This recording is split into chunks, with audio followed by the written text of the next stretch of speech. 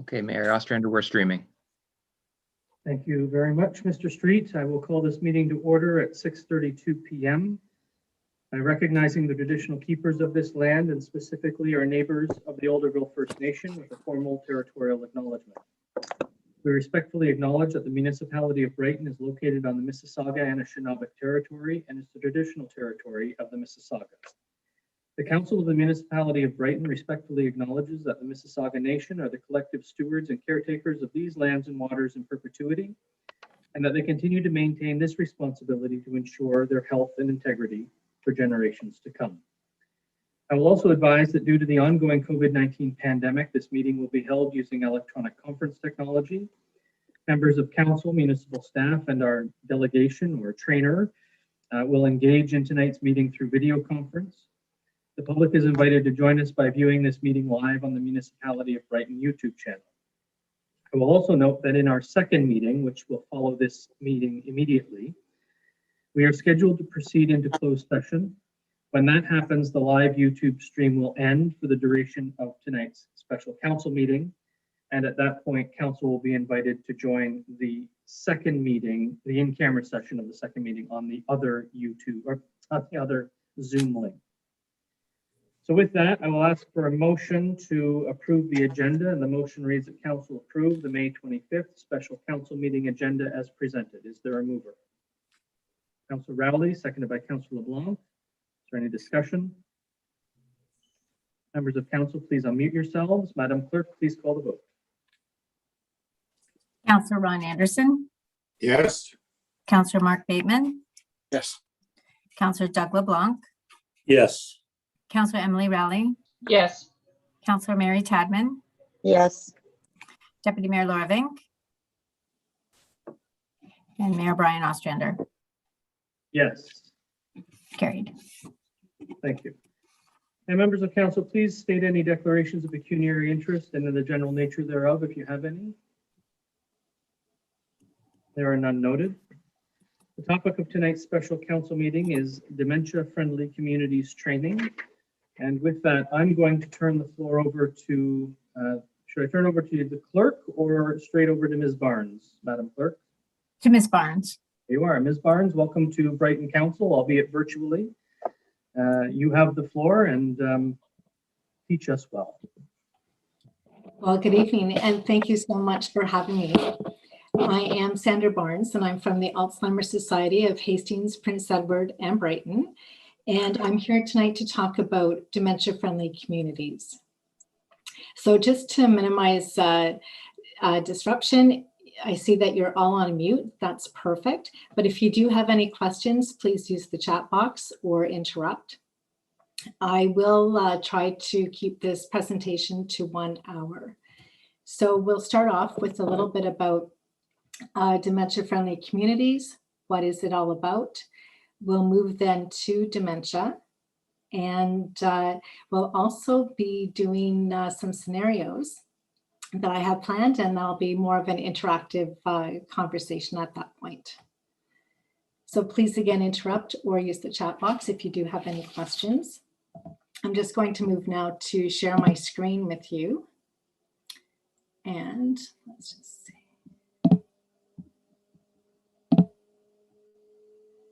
There we are.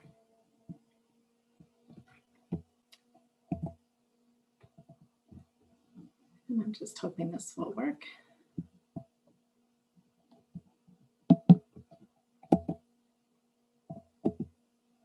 Perfect. All right, so the objective for tonight then is to make our community a place where everyone can feel safe and supported as they live healthy, active lives. Some of the benefits of becoming a dementia-friendly community is that it does help you to build stronger and more empathetic policies and procedures to include people living with dementia. It can also help people living with dementia to be safe while out in the community, cater to a large and growing part of our population. And as you know, in Brighton, it has become a destination of choice for many people to retire. It's a beautiful locale, and many want to take advantage of that in their later years. You also will be accessible for people with all types of abilities and demonstrate your commitment to being inclusive. So the Alzheimer's Society of Hastings-Prince Edward and Brighton has been training dementia-friendly communities for about the past 2.5 years. We've had some other municipalities as well that we've trained. The Brighton Library actually received training a while ago and are actively undertaking training right now for some of its new members that they're onboarding. We've also been training first responders, so police, fire, paramedics. And finally, one of our law societies here in Belleville just recently received accreditation for this training to be used as professional development in the area of inclusion, equity, and diversity. So together, we can make an ideal community our reality. We can make our community one that understands everyone who's residing there. We can make it all inclusive. We can encourage those with dementia to be participants within the community itself. We can assist those in our community lead active, healthy lives. And we can assist those as well to have the values that we possess within our own communities. So when I think about a dementia-friendly community, an example comes to mind, and we know that we live in a more rural kind of setting. And in some communities, people know each other very well. And this is an example of an actual situation that happened in one of our local communities here. So an older lady, she was living on her own, would like to go every Friday afternoon to a restaurant. There, she would choose her favorite soup and sandwich, have her lunch, and chat with those around her. This was her real social event for the whole week, and she really looked forward to it. One day when she was there, she was having her meal, finished it, and as she was leaving, she gave everyone a friendly goodbye, see you later, and walked out the door without paying. So the staff thought, oh my goodness, that was a bit unusual, but they thought, well, maybe it was just a one-off.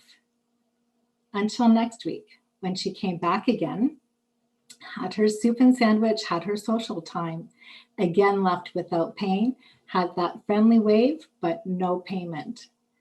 So what the staff at the restaurant decided to do was contact her daughter.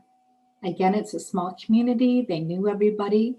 They were contacting the daughter because they were concerned about the health and safety of this woman. So together they came up with a good plan. The restaurant would allow the woman to come in, have her social time and eat and not pay and just run a tab. The daughter would then pay that tab on a monthly basis. So as you can see together, they created this friendly space for this woman to live with dignity and her independence. They provided an environment where she was understood and supported and felt included as well. So to me, that's kind of an example of a dementia-friendly community. So in a dementia-friendly community, we would want to have different considerations within public domains. So in public then, are the signs clear and simple in large print? Are they placed at eye level?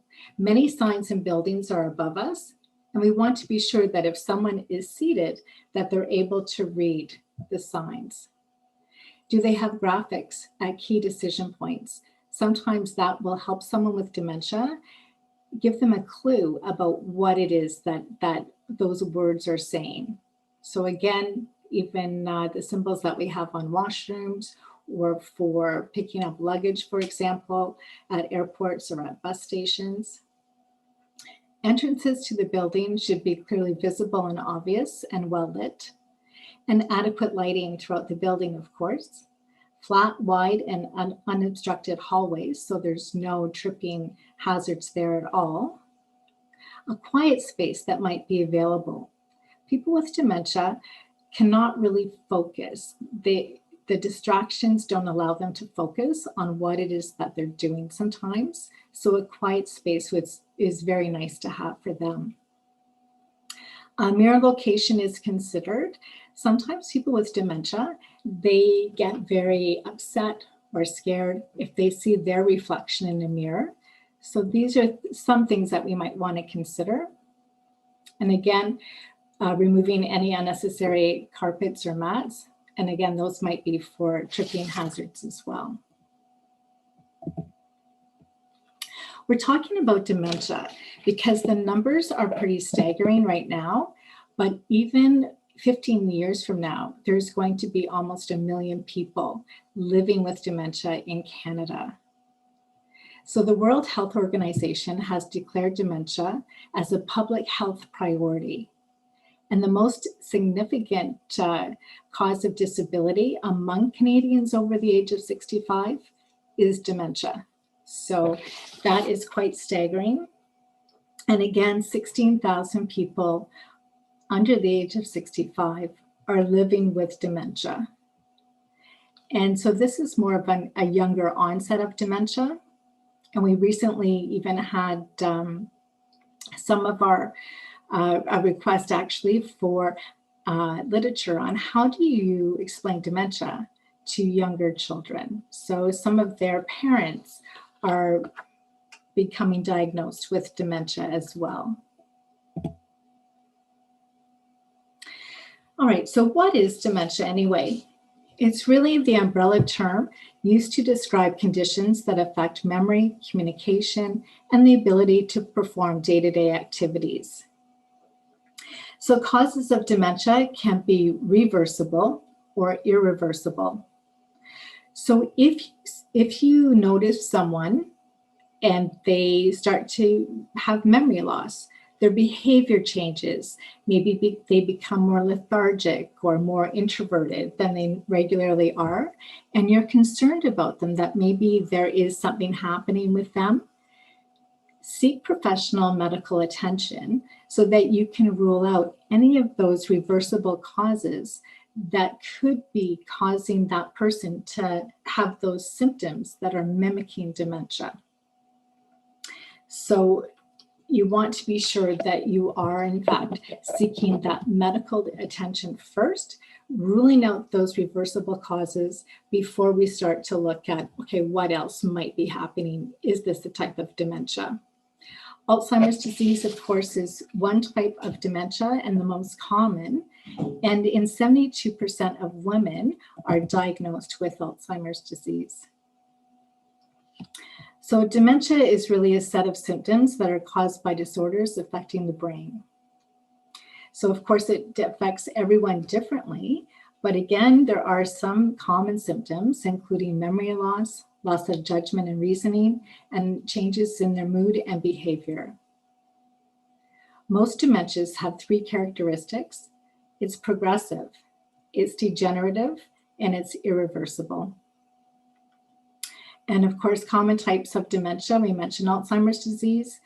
Vascular dementia is just what it sounds. So if there is a disruption in blood flow to the brain, either by heart disease or stroke.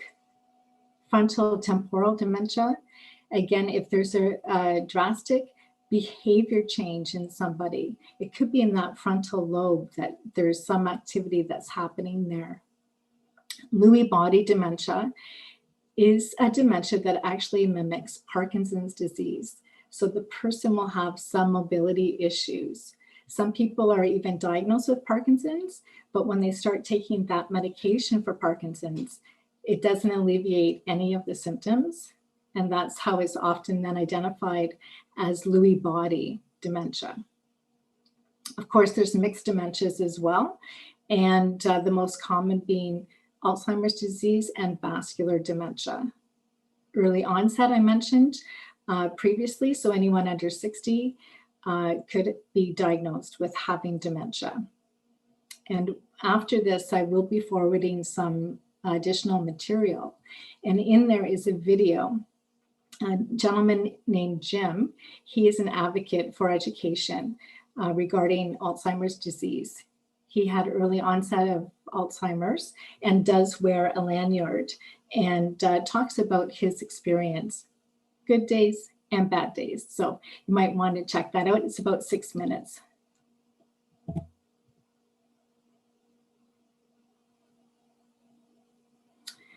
So there are some warning signs as well when it comes to dementia and Alzheimer's disease. And I did send this material to you prior to today's meeting. So the most common signs really are, of course, memory loss that affects day-to-day activities, someone who's having difficulty performing everyday tasks, problems with language, so trying like word retrieval and or using the wrong word or noun to describe a variety of things, disorientated in time and space. So sometimes people will mix up day and night, for example, and impaired judgment. And that's the one really that doctors use to determine whether or not a person should be driving a vehicle. If their judgment is impaired, they may make that determination to not have that person drive any longer.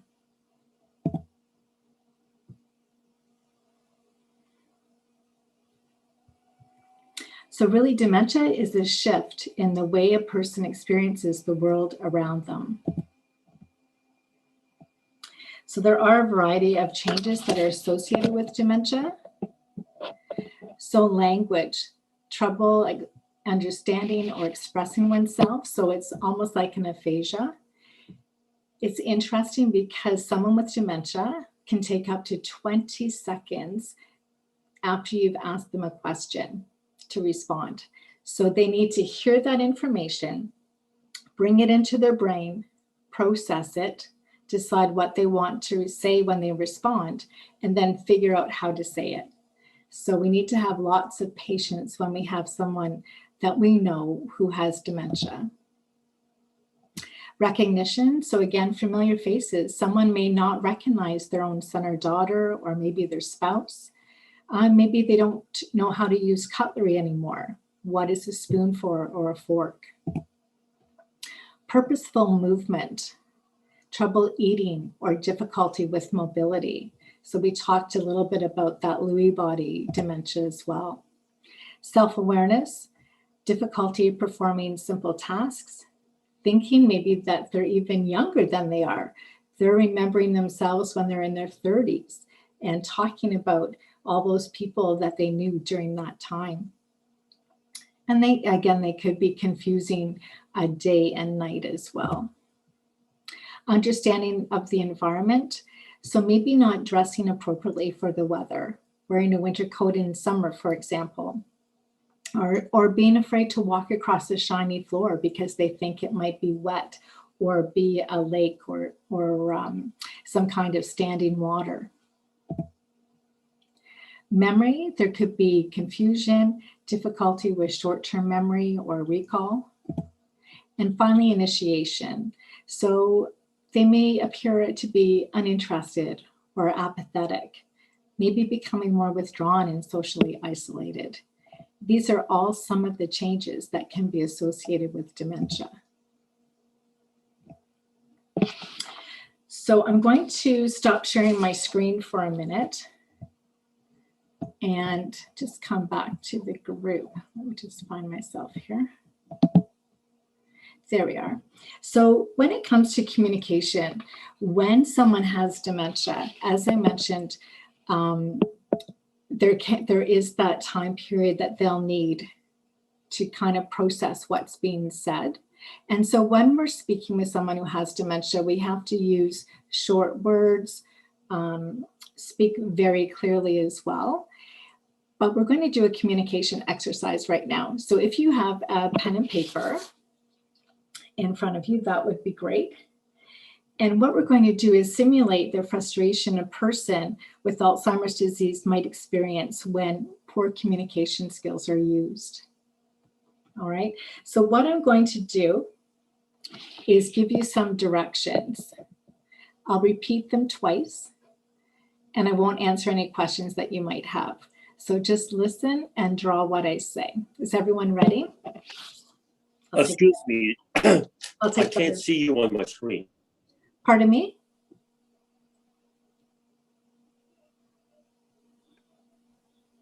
Is that Councillor LeBlanc? Yeah. Oh, maybe you just have to put yourself Yes, in it's me, gallery yes. mode. Are you good now? If you go to view and click gallery view, you should be able to see everybody, Doug. Well, I can see everybody but her. The lady. I see Candace is coming to help you.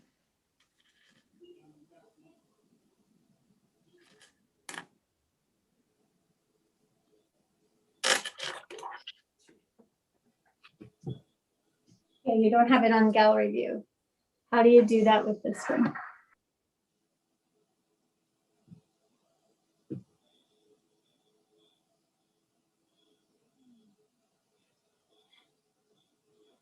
All right, are you good to go? All right, Yes, I am. I'll just wait for Candace. All right, so if everyone's ready then, just follow my directions. At the bottom of the page, I want you to draw two squares about 3 inches apart. At the bottom of the page, I want you to draw two squares about 3 inches apart. At the bottom of these squares, draw a series of half circles. At the bottom of these squares, draw a series of half circles.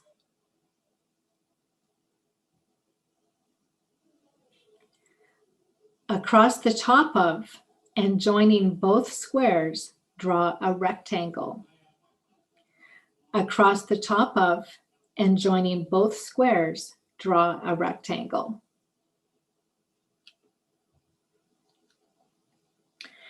At the top right corner of the rectangle, I want you to draw a circle, the diameter of which is about the same depth of the rectangle. At the top right corner of the rectangle, I want you to draw a circle, the diameter of which is about the same depth as the rectangle, sorry. Now, if that circle is the face of a clock, at the 5 o'clock position, I want you to draw an S half in and half out of the circle. Now, if that circle is the face of a clock, at the 5 o'clock position, I want you to draw an S half in and half out of the circle. Now, I want you to draw a second S that is parallel to the first, about 1/8 of an inch from the first. So now I want you to draw a second S that is parallel to the first, about 1/8 of an inch from the first. On the top left curve of the circle, I want you to draw another circle, a smaller one, smaller than the first, half in and half out of the first circle. On the top left curve of the circle, I want you to draw another circle, a smaller one, smaller than the first, half in and half out of the first circle.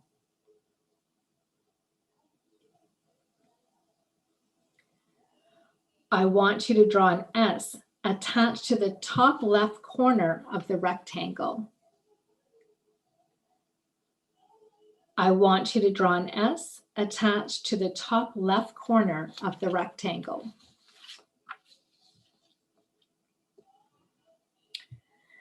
Now, within the larger circle, draw two ovals, one inside the other, the smaller one being in the lower part of the larger one.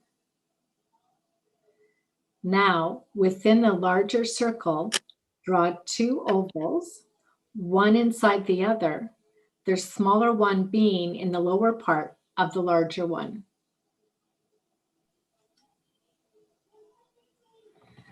All right. Are we ready for the reveal? Since we all have the same instructions, your drawing should look something like this. Let me just pull back. There we go. Did your drawing end up looking like that? Oh, there we go. Excellent. Fun. So, and as you were drawing and doing the following the instructions, does anyone want to comment about how you were feeling? Were you feeling like you wanted to give up? Was it confusing? What were some of your thoughts? I felt just about the same way I always felt in art class in grade 4. kind of frustrated and not very talented. Yes. All right. Well, let me just, we're almost finished this portion of the presentation. And so let me just go back to my screen share. And we're here on communication. There we are. All right. So this is just a little bit about communication again. And with someone with dementia, you can see here that communication really is about body language and voice. 93% are those two put together. Really, it's only 7% is the actual word. So it's in your body language. Are you relaxed? What's happening on your face? That the person with dementia is really going to be responding to. And someone with dementia, they remember those feelings that they had about that person. So quite often, someone in later stages of dementia may say to their spouse, you know what, I know I really love you, but I just can't remember your name. So they remembered those feelings that you evoke, or what was evoked when you were engaged with them.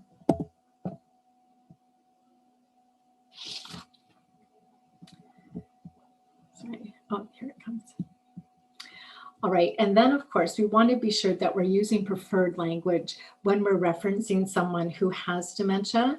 So we use words like the person with dementia or the person living with dementia. Expressions and responsive behaviors rather than talking about how they're acting out. Explain what is happening in the situation instead of labeling the person as aggressive. Maybe you might say, you know, they took a step towards me, they used a loud voice, their face was getting red, you know, maybe they look like they were a little bit frustrated.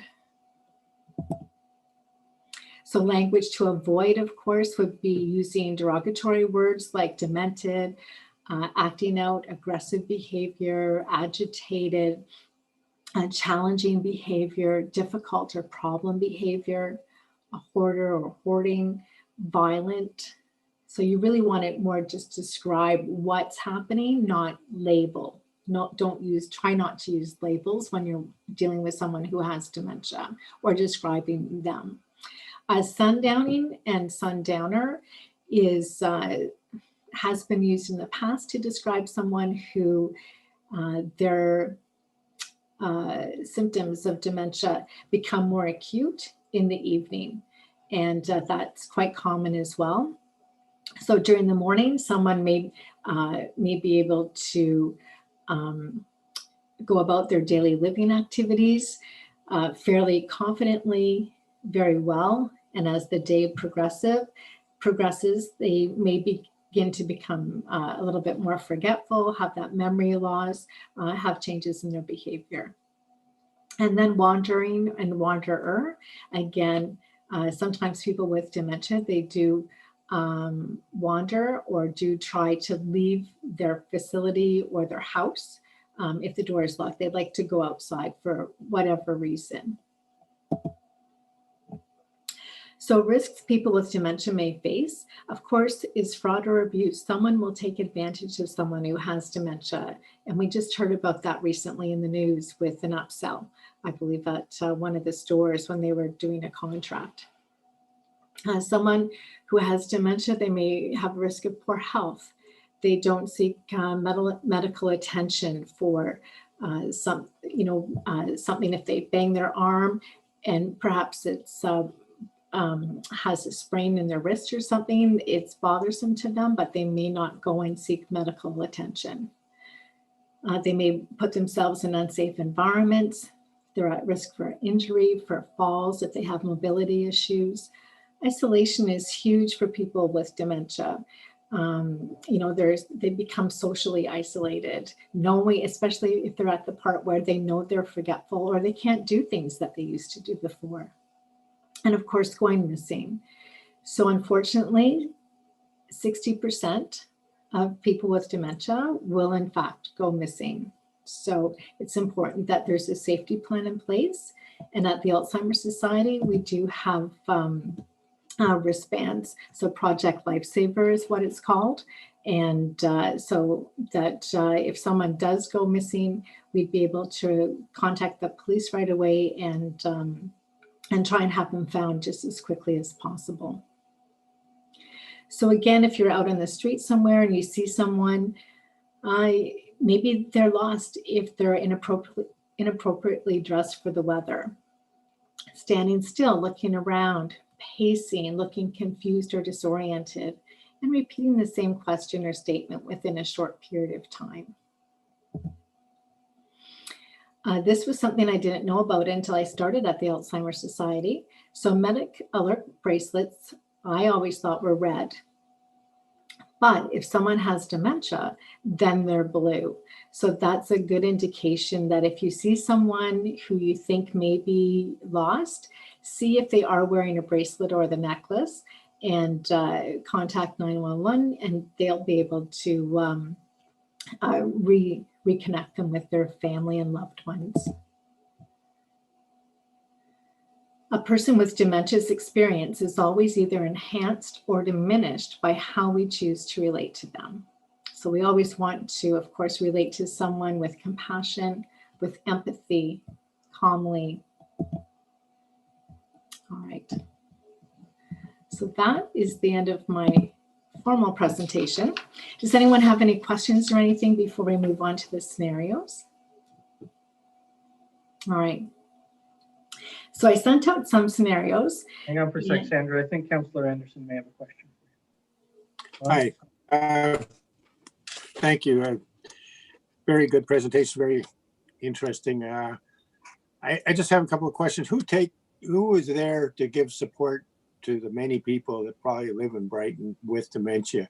There's the Alzheimer's Society, but and your own doctor obviously is involved at some early stage, but what sort of chain is there for people that once it's determined, like you described tonight, where it's actually just your friends that determines to get you help perhaps, and then where does it go? If you could just quickly, in Brighton, where would it go?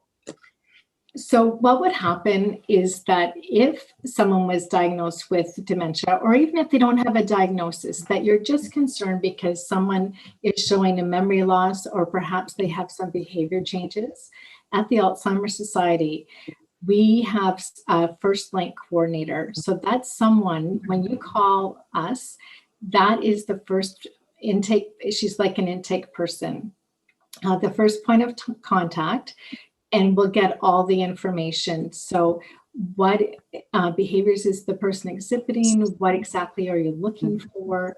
What service do we provide? So at the Alzheimer's Society, we have a variety of support groups that we offer, not only for the person with dementia. So we have Memory Cafe where they can go and socialize with others. We have Minds in Motion, which is more of an exercise kind of brain wellness activities as well. But we also have support groups for caregivers, and we also have support groups for family members. So any children that might be involved, adult children, we can support them as well. So someone who is first diagnosed then would come through. We would offer those range of supports and opportunities, and anyone can take advantage of those. If it's time to get other supports in the home, we have community care, and they offer things like Meals on Wheels. There's the Smile program that offers someone to do like housekeeping.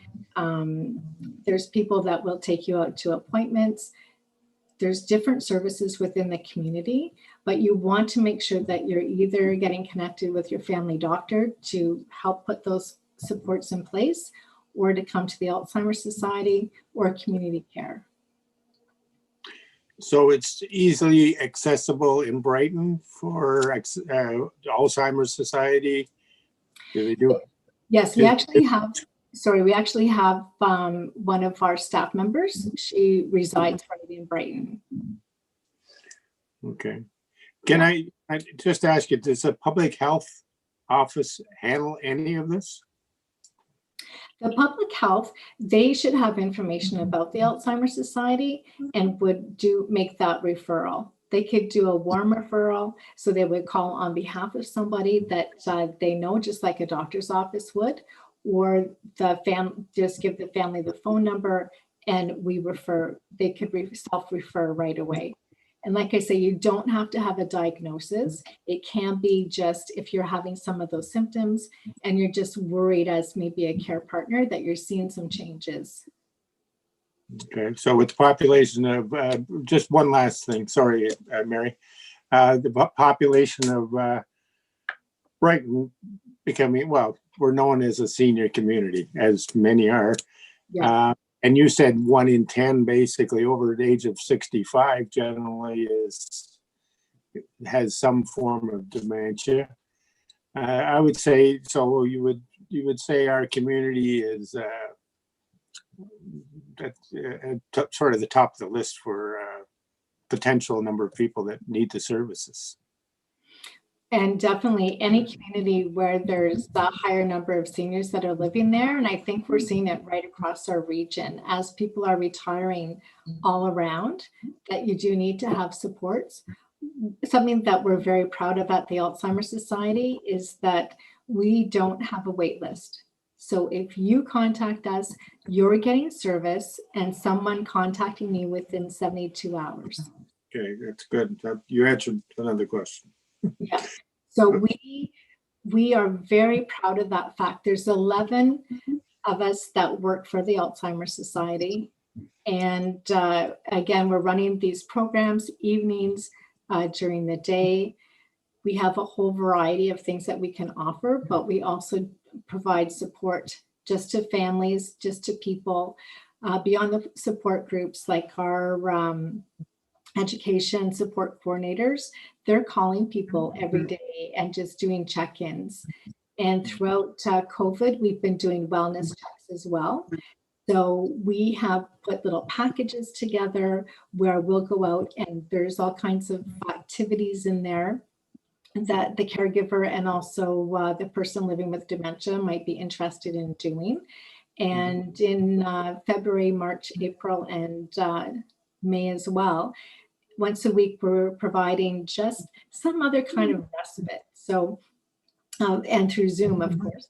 So we had cooking classes, we had music, we have painting as well, and gardening class we put together last month. So we try and offer something at least once a week for either care partners or people living with dementia to participate in, that just kind of breaks up their week.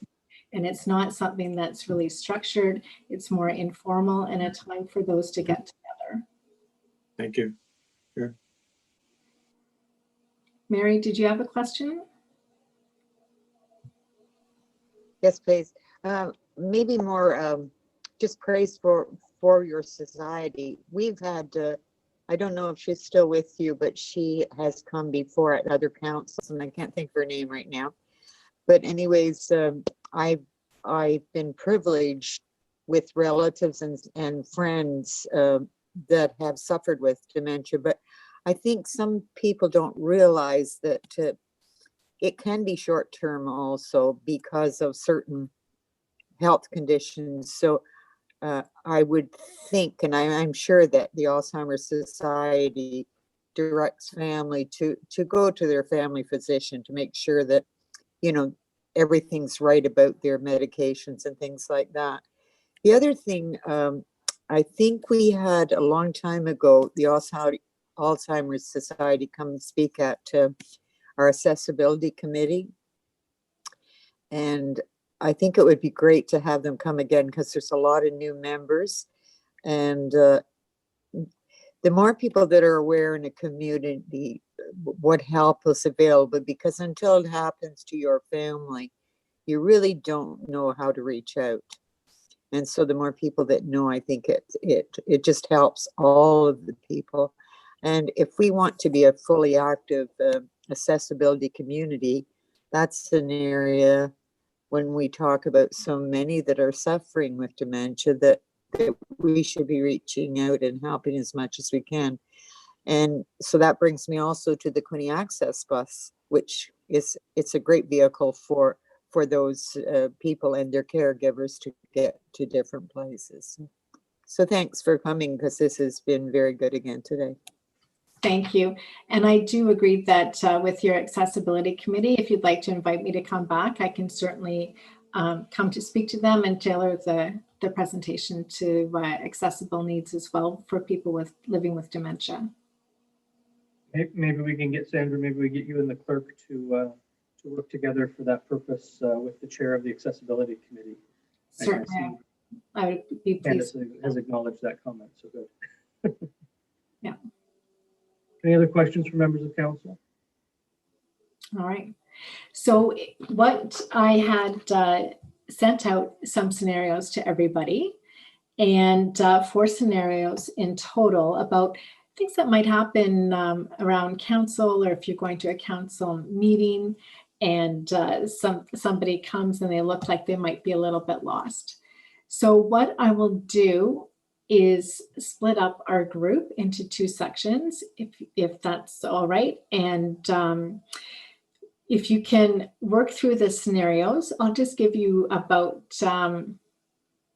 just a few minutes. So anyone who is in the mayor's group, if you would please look at number 1 and 2 scenarios, and the other group will look at 3 and 4, and we'll come back and just talk about them in general. But take a look, see how would you respond, and use some of the material that we talked about this evening, all of that material as well that you read doing the 4 modules for finding your way. So you can apply those as well. So I'll just give you maybe 5 minutes or so just to have a chat about that. And I'm just going to, just take me 1 second. Oh, I'm not seeing here that I can do a breakout room. No, in fact, if we're going to go down that road, I don't think we should go down that road. We are in the middle of a council meeting, so okay. We can't really go to breakout rooms or divvy up the team in that way. Okay, so maybe we can just talk about these scenarios aloud together. Would that work? I think that would work fine. All right, thank you. All right, so let's start with number 1. So you are returning to the office after a community meeting. Your employee ID is visible, and you are wearing a jacket with your municipal logo on it. Just as you enter your workplace, a woman rushes up to you on the sidewalk. You look up and say, "How can I help you?"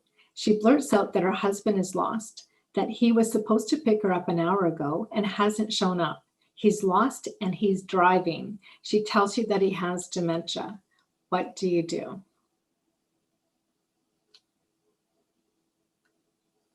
Who wants to field this one? Councillor Anderson.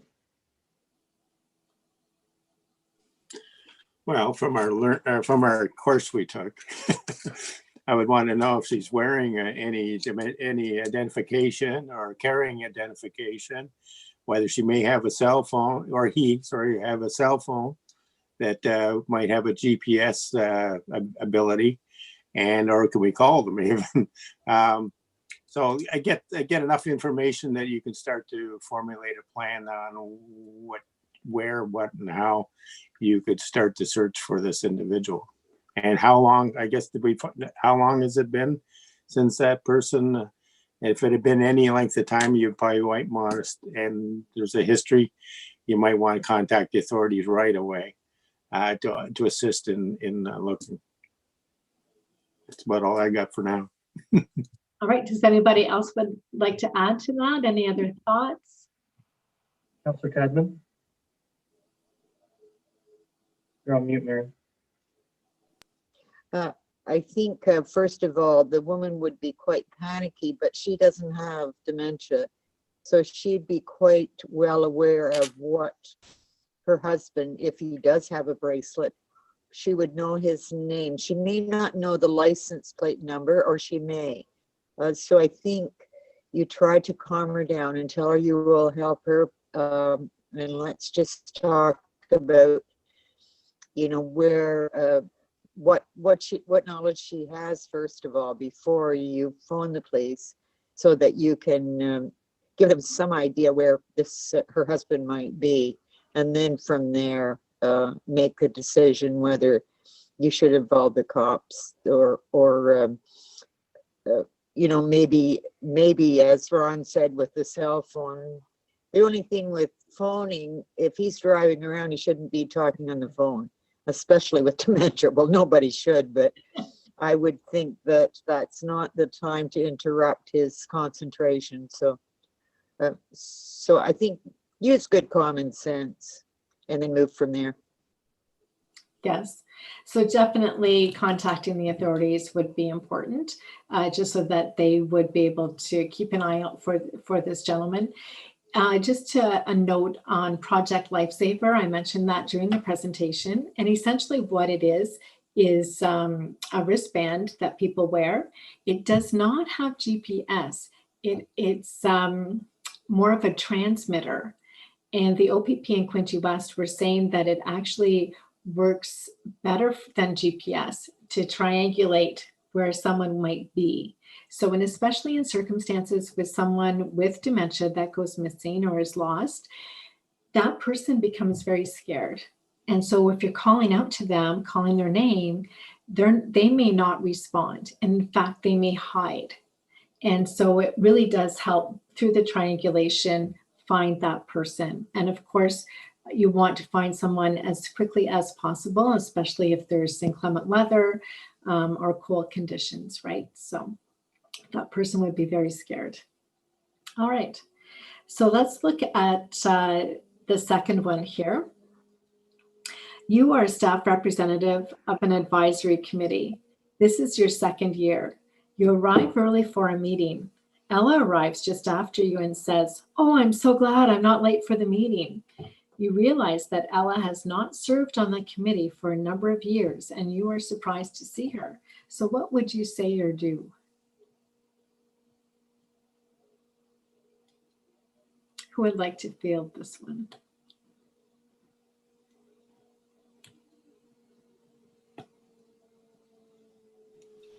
I can go. Cadman? Okay, Deputy Mayor Vink, we'll let you go.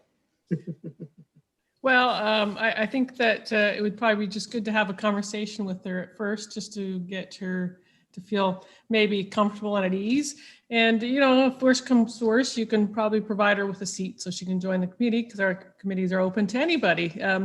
Obviously, you know, we would run into a problem where they're not supposed to vote and all those things. But I think just making them feel comfortable would be the first thing, so that they're not embarrassed or feel flustered.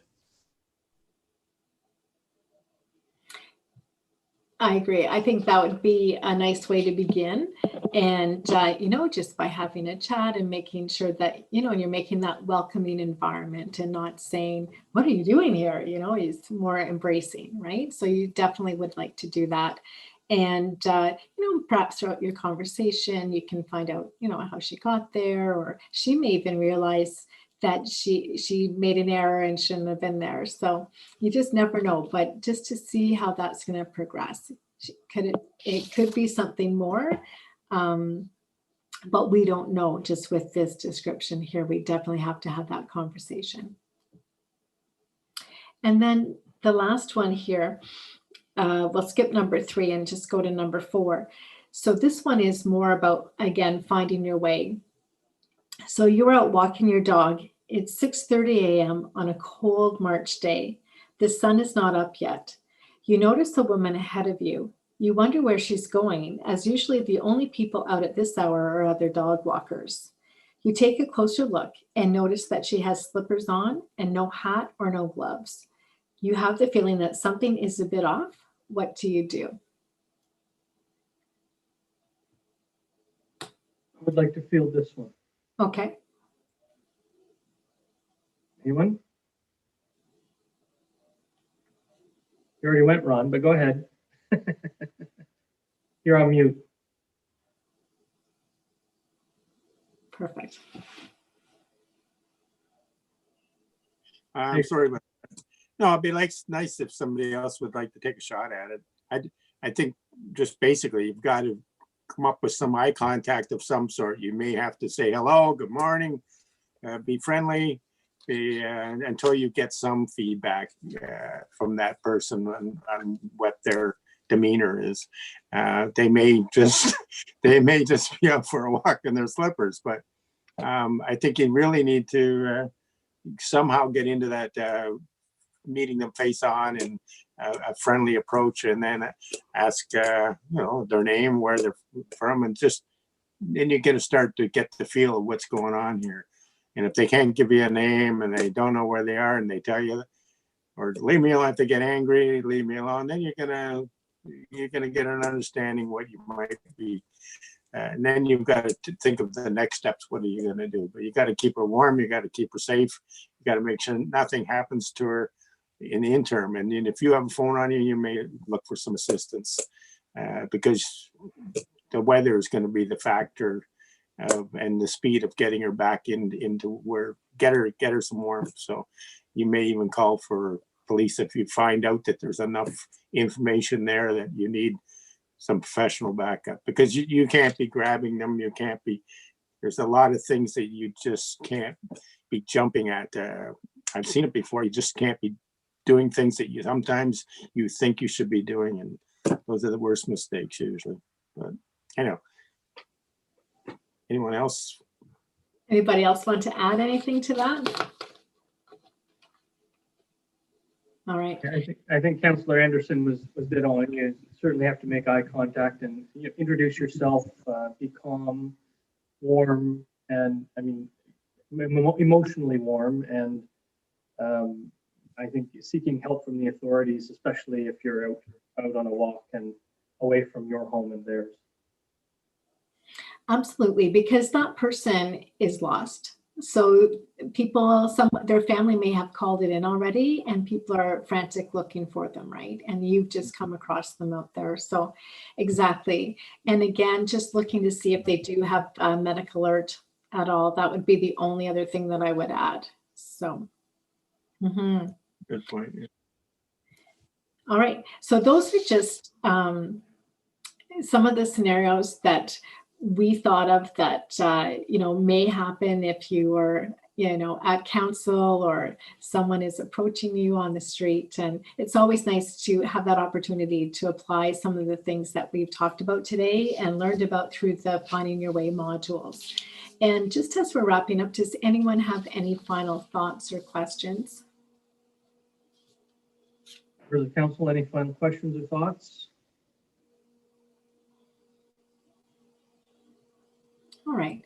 So I really want to thank you so much for your time this evening. I am trying to ensure that we're within that 1 hour. And I did want to mention that I will be sending out an evaluation, if you don't mind. It's a quick Survey Monkey. It'll be about 30 seconds. I'll send that to Candace tomorrow. And I will also follow up with a few more reference pieces. I mentioned Jim's video, the fellow from BC. So just for your reference and just as a bit of a wrap up to this whole training. So thank you so much for taking that time to do the modules in advance of tonight's session and for inviting me to be here. I do really appreciate it. So thank you so much. Well, thank you, Sandra. We appreciate you coming, joining us at Brighton Council, like again, albeit virtually. It's important for us to have this kind of training for those of us who serve the public on an ongoing basis. So we do appreciate the information you've supplied, appreciate you coming and giving this info to us. And with that, members of council, the motion before me reads that council received the dementia training May 25th, 2021. Is there a mover? Councillor Tadman, seconded by Councillor Bateman. Is there any discussion? Members of council, please unmute yourselves. Madam Clerk, please call the vote. Councillor Ron Anderson, Yes. Councillor Mark Bateman, Yes. Councillor Doug LeBlanc, Yes. Councillor Emily Rowley, Yes. Councillor Mary Tadman, Yes. Deputy Mayor Laura Vink, Yes. Mayor Brian Ostrander. Yes. It's carried. Thank you. And thank you again, Sandra. We do appreciate your time and the information you provided for us this evening. Yeah, thank you. And Thank with that, you the again. motion, the confirmatory bylaw motion reads that council gives a bylaw its first, second, and third reading and finally passes on this date, being a bylaw to confirm the proceedings of the corporation of the municipality of Brighton Council meeting held on May 25th, 2021. Is there a mover? Deputy Mayor Vink, seconded by Councillor Anderson. Is there any discussion? Madam Clerk, will you please call the vote? Councillor Ron Anderson, Yes. Councillor Mark Bateman, Yes. Councillor Doug LeBlanc, Yes. Councillor Emily Rowley, Yes. Councillor Mary Tadman, Yes. Deputy Mayor Laura Vink, Yes. Mayor Brian Ostrander. Yes. It's carried. All right. I'm going to adjourn this meeting. Again, thank you, Sandra. You can stick around until we know on you, or you I can. just wanted to be sure of protocol. So I will leave the meeting and let you adjourn. Thank you. Thank you very much. So I'm going to adjourn the meeting. Before I do that, I'll let members of the council know I'm going to call the next meeting to order right away. And when we go, after we've read the resolution to go into closed session, we'll take a 10-minute break before we go into before we click on the closed session Zoom meeting. Right. All right. It's So separate. go ahead, Madam Clerk. The Zoom meeting is separate, like it's a different one. It's a new one. So we have to go out of this one and go into the new one. We'll close out of this meeting and then we'll go 10 into minute. the Zoom 10 meeting once we're all done. Don't go anywhere Oh, yet. don't go yet. Don't go yet. We're going to go into the new one first. 7:29 p.m. This meeting is adjourned. And I will call the special council meeting of May 25th to order at 7:30 p.m. I will note that we have made a territorial land acknowledgement at the opening of our first meeting, and that members of council take our responsibility as treaty people seriously and recognize our role in working toward right relations with our Indigenous neighbors. With that, I will ask for an approval of the agenda. That council approve the May 25th special council meeting agenda as presented. Deputy Mayor, second. Councillor Anderson. Any discussion? Councillor LeBlanc. No, I'll just Thank you. unmuting. Madam Clerk, will you please call the vote? So Ron Anderson, Yes. Councillor Mark Bateman, Yes. Councillor Doug LeBlanc, Yes. Councillor Emily Rowley, Yes. Councillor Mary Tadman, Yes. Deputy Mayor Laura Vink, Yes. Mayor Brian Ostrander. Yes, It's carried. thank you. So I'll need a mover and a seconder that council resolve itself into closed session May 25th, 2021 at 7:31 p.m. pursuant to the Ontario Municipal Act 2001 as amended, subsection 239(2)K. A position, plan, procedure, criteria, or instruction to be applied to any negotiations carried on or to be carried on behalf of the municipality or local board, specifically recreation concept and proposed plan. Is there a mover? Councillor Rowley, seconded by Deputy Mayor Vink. Any discussion? Madam Clerk, will you please call the vote? Counselor Ron Anderson, Yes. Counselor Mark Bateman, Yes. Counselor Doug LeBlanc, Yes. Counselor Emily Rowley, Yes. Counselor Mary Tadman, Yes. okay, Deputy Mayor Laura Vink, Yes. Mayor Brian Ostrander. Yes, It's carried. Okay, thank you. So we'll leave this Zoom meeting, take a 10-minute break, and at 7:42, please log on to the closed session Zoom meeting.